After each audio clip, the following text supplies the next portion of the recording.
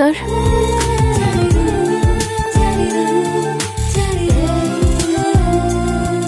Sir,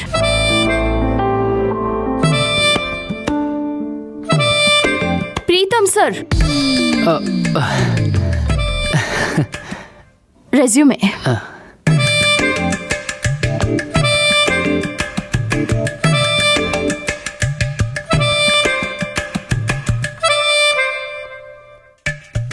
by the by, ನಿಮ್ಮ ಹೆಸರು ಹೇಳಿ. ಸರ್, ಅದರಲ್ಲೇ ಇದೆಯಲ್ಲ ಸರ್. ಐ ಆಮ್ ಸಾರಿ, ನೋಡಲಿಲ್ಲ.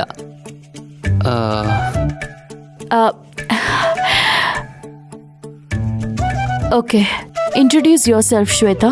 Yes madam.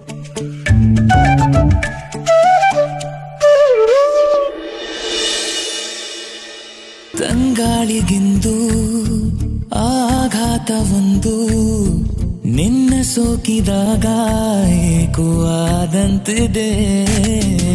ಬಡಪಾಯಿ ಹೃದಯ ತಂಗಾಳಿಯಂತೆ ನಿನ್ನನ್ನು ಸೇರೋ ಹಠವ ಮಾಡುತ್ತಿದೆ.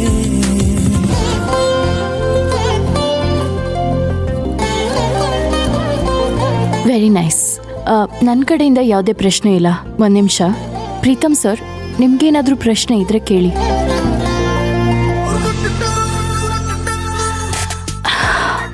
Preetham sir. Yes, okay. Introduce yourself. ಅದನ್ನ ಇವಾಗ ತಾನೇ ಹೇಳಿದ್ರಲ್ವಾ? ಹೌದಾ? Okay, I am sorry. Yes, ಈ ಫೀಲ್ಡಲ್ಲಿ ತುಂಬ ಕಂಪನೀಸ್ ಇದ್ರು ನೀವ್ಯಾಕೆ ನಮ್ಮ ಕಂಪನಿನೇ ಚೂಸ್ ಮಾಡ್ಕೊಂಡಿರೋದು?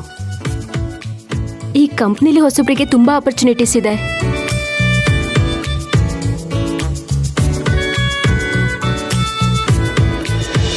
ಹೃದಯವೇ ಚೂರು ನಿಲ್ಲು, ಅದಕ್ಕೆ ಸೆಲೆಕ್ಟ್ ಮಾಡಿದೆ ಮೇಡಮ್. ಹೇಳು ಮಧುರತೆ ಮಾತಾಡಲು,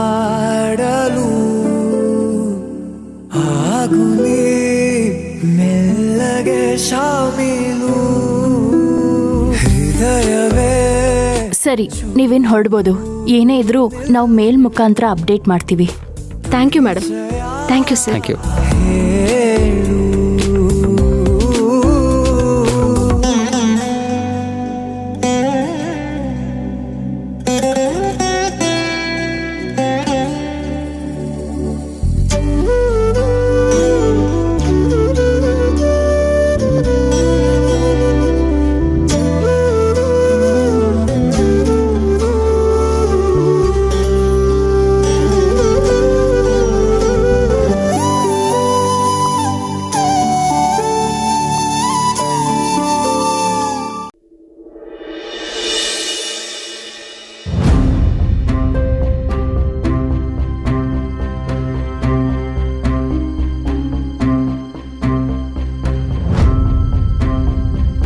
ದತ್ತ ಅಂಕಲ್, ಏನಿಷ್ಟು ಅರ್ಜೆಂಟಾಗಿ ಬರಕ್ಕೆ ಹೇಳಿದ್ರಿ?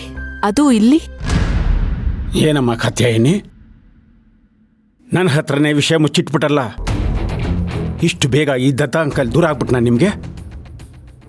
ಏನು ಹೇಳ್ತಿದ್ದೀರಾ ಅಂಕಲ್? ನಾನು ಯಾವ ವಿಷಯ ಮುಚ್ಚಿಟ್ಟಿದ್ದೀನಿ? ರಾಮ್ಗೆ ಸ್ಲೋ ಪಾಯ್ಸನ್ ಆಗಿ ಕೋಮಾಗಿ ಹೋಗಿದ್ದ ವಿಷಯ ಯಾಕಮ್ಮ ಹೇಳಿಲ್ಲ?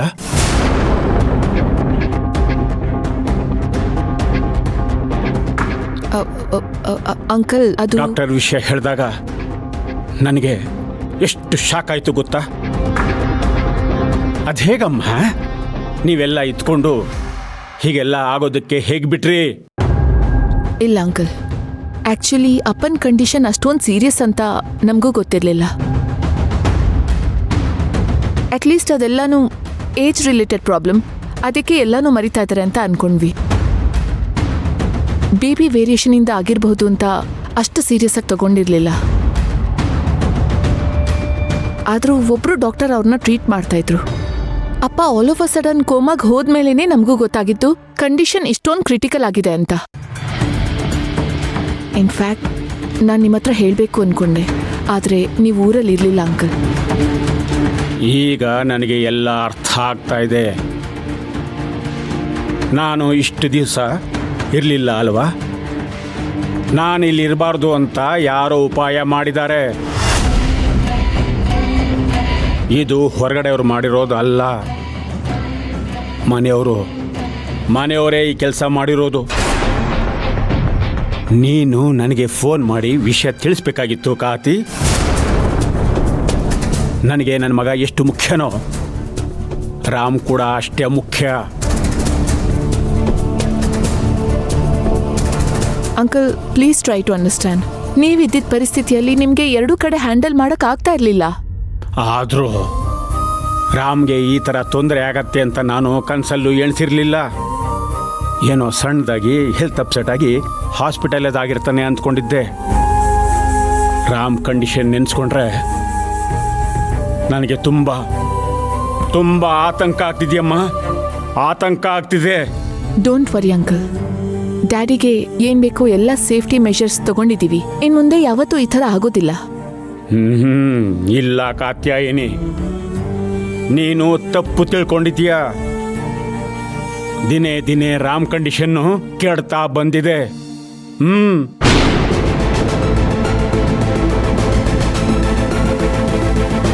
ಏನ್ ಹೇಳ್ತಿದ್ದೀರಾ ಅಂಕಲ್ ನೀವು? ಇವತ್ತು ಬ್ಲಡ್ ಚೆಕಪ್ಗೆ ಅಂತ ಆಸ್ಪತ್ರೆಗೆ ರಾಮ್ ಜೊತೆ ನಾನು ಹೋಗಿದ್ದೆ. ಡಾಕ್ಟರು ಬ್ಲಡ್ ಸ್ಯಾಂಪಲ್ ತಗೊಂಡು ಚೆಕ್ ಮಾಡಿದಾಗ ಏನು ರಿಪೋರ್ಟ್ ಬಂದಿದೆ ಗೊತ್ತಾ? ಮತ್ತೆ ರಾಮ್ ಬ್ಲಡ್ ಅಲ್ಲಿ ಟಾಕ್ಸಿನ್ ಕಂಟೆಂಟ್ ಇದೆ ಅಂತ ಹೇಳ್ತಿದ್ದಾರೆ.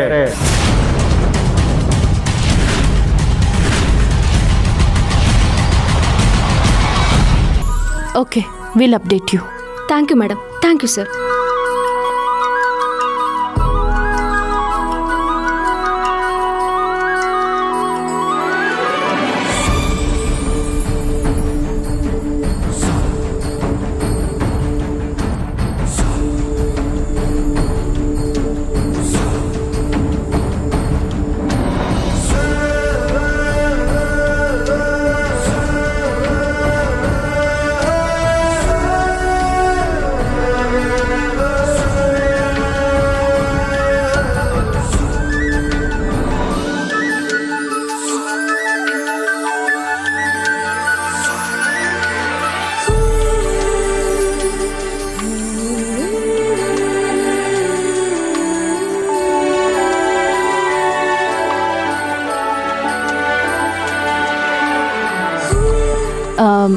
ಸರ್, ನಾವು ಇಂಟರ್ವ್ಯೂ ಮಾಡಿದ್ರಲ್ಲಿ ಇಬ್ಬರು ಮಾತ್ರ ನಮ್ಮ ಪೋಸ್ಟ್ಗೆ ಸೂಟಬಲ್ ಅಂತ ಅನ್ನಿಸ್ತು.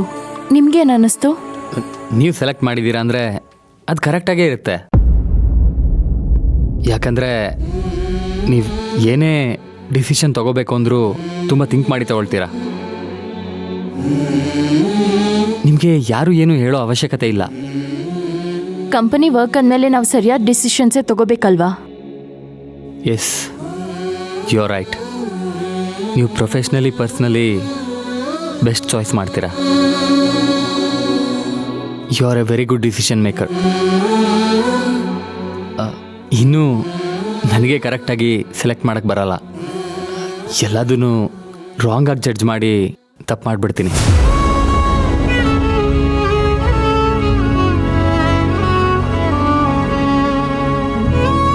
ಪ್ರೀತು, ಅದು ಹಾಗಲ್ಲ. ನೋಡಿ ಕಾವೇರಿ, ನಿಮ್ಮ ಡಿಸಿಷನ್ ಏನೇ ಇರಲಿ, ನನ್ನ ಅನ್ಕಂಡೀಷನಲ್ ಅಪ್ರೂವ್ ಇದ್ದೇ ಇರುತ್ತೆ. ನಿಮಗೇನು ಸರಿ ಅನಿಸುತ್ತೋ ಅದನ್ನೇ ಮಾಡಿ. ಯಾರು ಓಕೆ ಅನ್ನಿಸ್ತಾರೋ ಅವ್ರನ್ನೇ ಸೆಲೆಕ್ಟ್ ಮಾಡಿ.